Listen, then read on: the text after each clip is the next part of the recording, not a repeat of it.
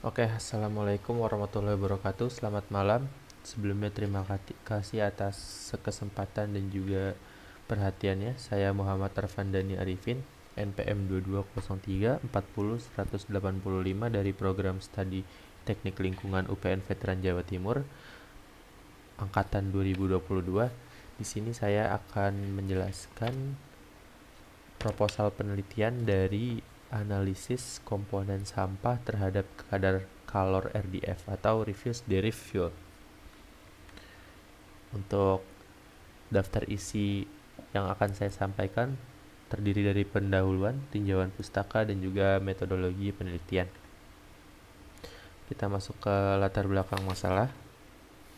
Nah, masalah yang sering muncul di Indonesia ini bukan lain adalah sampah, yang mana pembangunan pertumbuhan populasi, perkembangan teknologi dan gaya hidup, serta konsumsi itu menjadi penyebab utama tiap tahun jumlah limbah itu meningkat di Indonesia. Nah, dari yang saya sebutkan tadi, didapatkan data Kementerian Lingkungan Hidup atau KLHK tahun 2023 itu mencatat bahwa timbulan sampah nasional di Indonesia mencapai lebih dari 20 juta ton per tahun.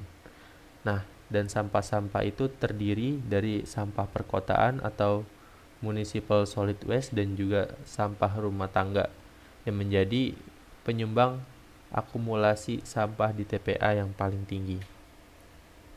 Oleh karena itu, ini mendorong saya untuk menerapkan Refuse Derived Fuel atau RDF yang merupakan salah satu bentuk implementasi dari konsep Waste to Energy atau WTE yang memanfaatkan sampah menjadi bahan bakar alternatif.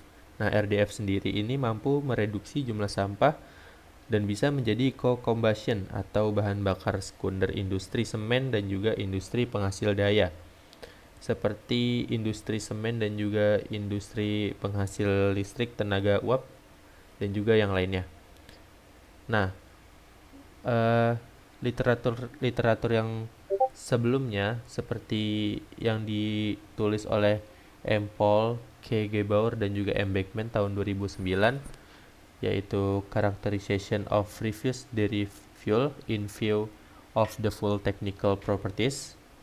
Nah, di jurnal yang ditulis oleh beliau ini eh, menganalisis sifat teknis RDF seperti kadar air, kadar abu, nilai kalor, kandungan klorin, dan juga lain-lain. Nah, basis data mereka ini berasal dari Eropa atau Jerman.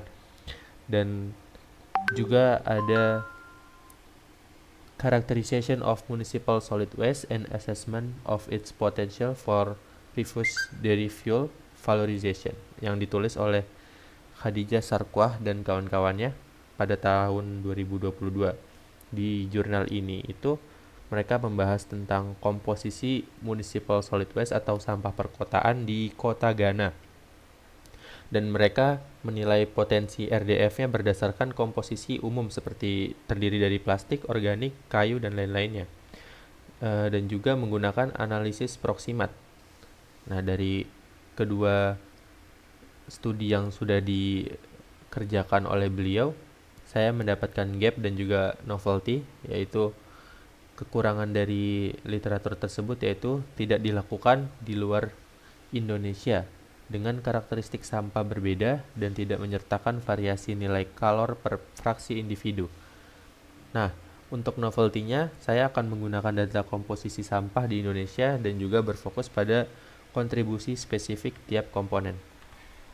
Rumusan masalahnya ada komponen apa saja sih penyusun sampah pada TPST RDF di Indonesia. Yang kedua, kontribusi masing-masing komponen terhadap nilai kalor RDF.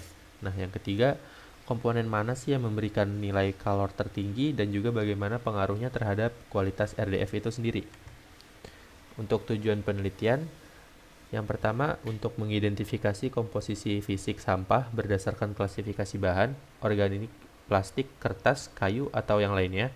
Yang kedua, menganalisis nilai kalor masing-masing komponen penyusun sampah secara terpisah. Nah, yang ketiga itu menentukan pengaruh proporsi komponen sampah terhadap kualitas dan potensi energi RDF. Nah, manfaat penelitiannya ini secara teoritis memberikan kontribusi ilmiah dalam pengembangan data empiris antara komposisi sampah dan juga nilai kalor dari RDF. Yang kedua, dapat menjadi dasar untuk pengembangan teknologi pengolahan RDF yang lebih efisien di masa mendatang. Untuk secara praktis, kita memberikan informasi bagi pemerintah atau pengelola TPS untuk meningkatkan pentingnya kualitas RDF itu. Yang kedua, menjadi acuan dalam proses pemilihan sampah yang lebih terarah dan juga peningkatan potensi energi. Nah, dari penelitian ini juga sangat berimplementasi pada SDGs, yaitu SDGs nomor 7 dan juga nomor 11. Nah, kita masuk ke tinjauan pustaka, yaitu yang pertama ada RDF itu sendiri. Mungkin untuk teman-teman yang belum tahu, RDF merupakan bahan bakar alternatif hasil pengolahan sampah domestik dan juga industri yang telah melalui proses pemilihan, pencacahan, dan juga pengeringan. Nah, RDF itu mengandung nilai kalor yang tinggi, terutama dari fraksi plastik dan juga kertas. Sumbernya dari SNI 8935 tahun 2020. Yang kedua ada komposisi sampah dan juga energi. Nah, pernah diteliti oleh Chobagnalus et al. Pada tahun 2002 menunjukkan bahwa fraksi plastik memiliki nilai kalor lebih dari 30.000 kJ per kilogram, sedangkan organik hanya sekitar 5.000 kJ per kilogram. Oleh karena itu, komposisi sangat menentukan efisiensi RDF. Kemudian ada kadar kalor, yaitu nilai kalor RDF yang ideal untuk digunakan sebagai substitusi bahan bakar batu bara berkisar 15.000 sampai 25.000 kJ per kilogram. Nah, ini tuh berdasarkan dari Kementerian ISDM. Yang terakhir ada pengaruh pemilahan. Sebelumnya ada studi oleh Wahyudi tahun 2021 menunjukkan bahwa sistem pemilahan yang baik dapat meningkatkan kualitas RDF hingga 40% dibandingkan RDF tanpa pemilahan awal. Untuk metode penelitian saya ada 5, yaitu jenis penelitian saya menggunakan kuantitatif dengan metode eksperimen laboratorium dan juga analisis deskriptif. Lokasi pengambilannya ada di TPS atau TPS TRDF yang ada di Indonesia. Untuk prosedur penelitiannya ada di slide selanjutnya. Kemudian ada analisis data, yaitu saya menggunakan statistik deskriptif seperti rata-rata, standar deviasi, grafik kontribusi tiap fraksi, dan lain-lain, dan juga analisis kontribusi relatif. Misalnya plastik 20% itu menyumbang 60% dari total nilai kalor RDF. Untuk alat dan bahan ada oven, timbangan, mesin pencacah, bom kalorimeter, alat pelindung diri atau keselamatan kerja, dan juga sampel dari sampah itu sendiri. Untuk keluarannya diharapkan akan mengeluarkan profil komposisi sampah, kemudian nilai kalor per fraksi dan RDF campuran, kemudian rekomendasi komposisi ideal RDF berdasarkan hasil analisis. Nah, untuk proses penelitian tadi ini lebih rincinya. Yang pertama, saya mengidentifikasi dan juga mengumpulkan sampel. Kedua, saya mengkarakterisasi komponen-komponen sampahnya. Ketiga, saya mengubah komponen sampah tersebut untuk menjadi RDF. Yang keempat, pengujian nilai kalor pada RDF yang telah saya buat tadi. Yang kelima, saya analisis datanya. Yang keenam, saya membuat rekomendasi antara RDF mana yang lebih bagus, semisal plastik dan juga kayu atau kertas dan lain-lain. Yang terakhir ada kesimpulan.